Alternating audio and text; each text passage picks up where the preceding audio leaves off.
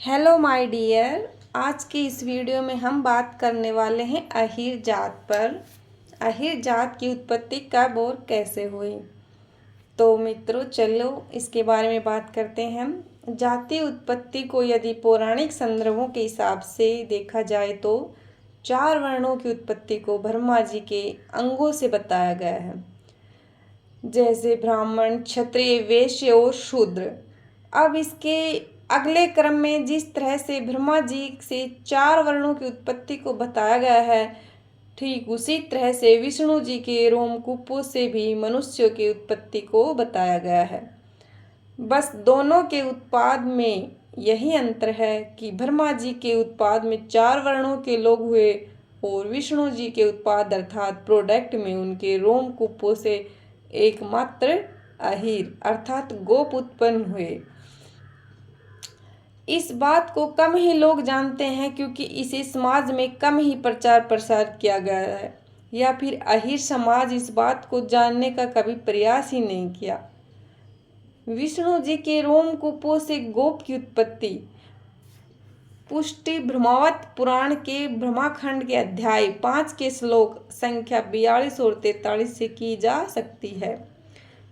इसमें श्री कृष्ण के साथ 3 करोड़ अहीरों की उत्पत्ति का जिक्र किया गया है।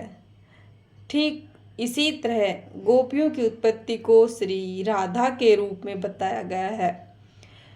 अब ऐसे में प्रश्न उठता है कि क्या विष्णु जी के उत्पाद अहीरगण ब्रह्मा जी की वर्ण व्याख्या से परे हैं? तो इसका जवाब है नहीं, क्योंकि ब्रह्मा, विष्णु और महेश सिंह इन तीनों देवों के तालमेल से ही मनुष्य लोक का संचालन होता है, इसलिए इनके कार्यों प्रकार का भी कोई भेद नहीं है। भगवान विष्णु के उत्पाद को भी ब्रह्मा जी का वर्ण व्याख्या से परे नहीं बल्कि इसके अंग हैं। तब प्रश्न उठ सकता है कि भगवान विष्णु के उत्पाद अहीरगण ब्रह्मा जी की किस वर्ण व्याख्या व्यवस्था के हैं? तो इसका जवाब है क्षत्रिय वर्ण।